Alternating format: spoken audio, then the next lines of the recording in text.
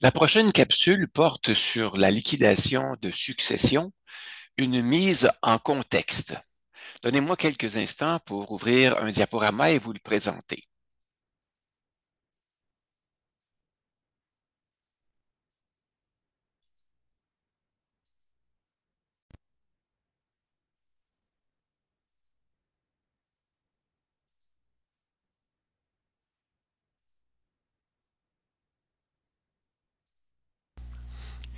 Liquidation de succession, une mise en contexte de la charge du liquidateur.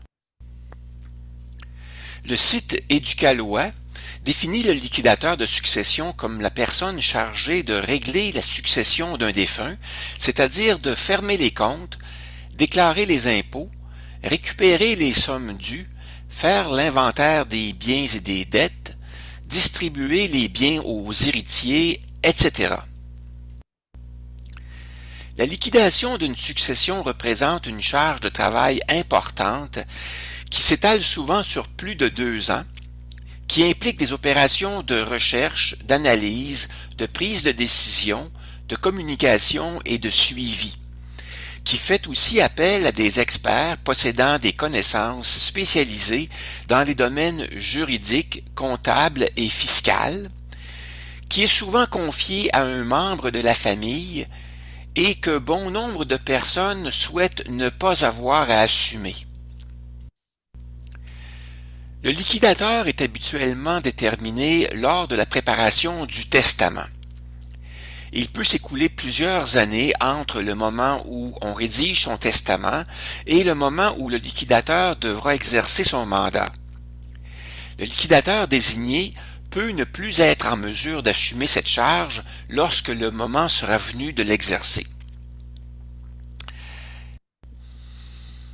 Des situations particulières peuvent constituer un obstacle à la désignation d'un membre de la famille comme liquidateur. Par exemple, un patrimoine important incluant la propriété d'une entreprise, des litiges commerciaux, juridiques ou familiaux. Ainsi, au moment de planifier leur succession, plusieurs personnes peuvent se heurter à la difficulté de trouver un liquidateur parmi leurs proches. Cette difficulté représente un obstacle qui peut interrompre la poursuite des démarches de planification successorale. En conséquence, plusieurs dossiers de liquidation sans testament aboutissent probablement au bureau du curateur public. À qui confier la liquidation de sa succession lorsque nos proches ne sont pas en mesure d'assumer cette responsabilité? Des services de liquidation de succession sont-ils offerts? Si oui, quel genre d'entreprise offre ce type de service et combien ça coûte? Selon le site Éducalois, le notaire qui produit le testament peut agir comme liquidateur gratuitement. Par ailleurs, plusieurs professionnels comme des notaires, des avocats et des comptables peuvent offrir ce service moyennant des honoraires. Une société d'épargne ou une société de fiducie enregistrée auprès de l'Autorité des marchés financiers peut également agir comme liquidateur. Quelle est la rémunération rattachée au rôle de liquidateur? Si le liquidateur est un proche, il a droit au remboursement des dépenses et à une rémunération déterminée dans le testament ou par la loi, soit l'équivalent de son salaire. Si le liquidateur est un cabinet professionnel ou une entreprise, celle-ci peut appliquer sa propre grille de tarification. Voici à titre d'exemple la grille de tarification des notaires au printemps 2020. Pour un notaire débutant, 150 de l'heure. Pour un notaire expérimenté, 200 de l'heure. Les frais d'enregistrement, d'inscription et de publication sont en su, ainsi que les services d'experts engagés pour réaliser certaines tâches. Le nombre d'heures varie selon la complexité du dossier.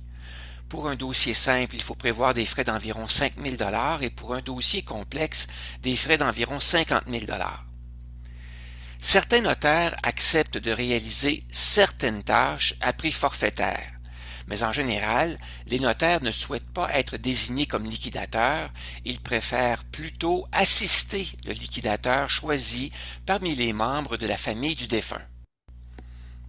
Voici un autre exemple de grille de tarification appliquée chez Gestion de patrimoine Desjardins à l'été 2021. Les frais sont de 2,5 % de la valeur des biens pour l'ensemble d'une succession valant 1 million de dollars ou plus, et le prix minimum est de 27 500 dollars.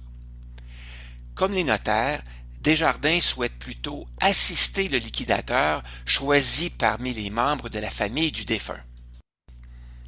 Les honoraires du curateur public sont calculés en fonction du coût de revient des services rendus et des prix du marché. Ils sont indexés au coût de la vie le 1er avril de chaque année et sont soumis aux taxes fédérales et provinciales. Au printemps 2020, le curateur public facturait 136 $ de l'heure pour les services de liquidation. Que peut-on faire pour réduire les frais de liquidation de succession? On peut mandater un membre de la famille pour agir comme liquidateur. Si la succession est simple, le liquidateur peut se faire épauler par un notaire qui débute sa carrière. On peut avoir un testament clair, à jour et homologué. Et on peut préparer un dossier contenant les informations et des instructions utiles lors de la liquidation. Lorsqu'on vérifie l'offre de services pour trouver un liquidateur de succession sur Internet, on constate que l'offre est peu abondante et peu diversifiée. Elle est limitée à certains notaires et à quelques institutions financières. Cet état de situation conduit au questionnement suivant. Serait-il possible de réduire la charge du liquidateur choisi parmi les membres de la famille? Parmi les tâches du liquidateur, lesquelles peuvent être accomplies par un membre de la famille et lesquelles nécessitent le recours à des experts externes? Quelles mesures et quels outils pourraient faciliter le travail du liquidateur? En regroupant l'information provenant de quelques sources sur Internet, j'ai identifié 174 tâches associées à la liquidation de succession. Le tableau suivant dresse un portrait des tâches regroupées selon la nature ou le domaine d'expertise de ces tâches. On peut constater que certaines tâches font appel à des compétences générales, de gestion et d'autres à des compétences spécifiques particulières. Alors, les tâches liées à l'administration, elles sont au nombre de 7. Les tâches reliées à l'aide financière aux personnes à charge, 14. Les tâches d'annulation, 27.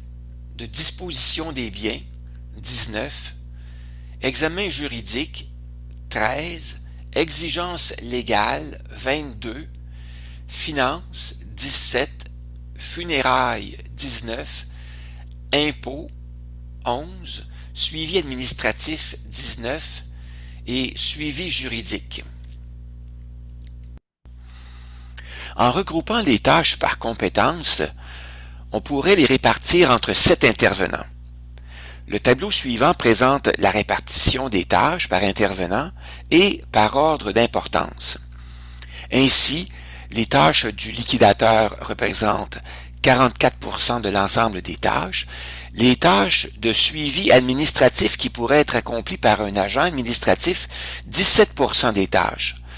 Les tâches accomplies par un membre de la famille, 11%, celles qui sont accomplies par un comptable, 7%, par un notaire, 7%, par le directeur des funérailles, 3%, et par des services externes, 1%. Remarquez que les 3 premières tâches font appel à des compétences générales et de gestion. Elles représentent près de 80% des tâches. Et les 4 dernières tâches font appel à des compétences spécifiques. Elles représentent environ 20% des tâches. En conclusion, la liquidation de succession représente une charge de travail importante comportant de nombreuses opérations qui s'étalent souvent sur plus de 2 ans. La documentation est abondante et provient de multiples sources. Les liquidateurs choisis parmi les membres de la famille sont souvent laissés à eux-mêmes, sans formation, sans encadrement, sans accès à des services de consultation et de soutien gratuits. Ils sont souvent à la remorque des experts qui connaissent mieux le processus et qui facturent leurs services à prix élevé.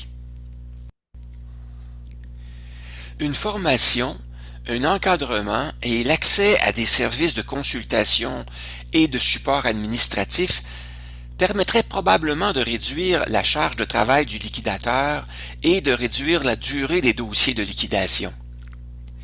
La sensibilisation et l'engagement des organismes gouvernementaux, communautaires, coopératifs et privés permettraient-elles d'améliorer la situation vécue par les liquidateurs de succession?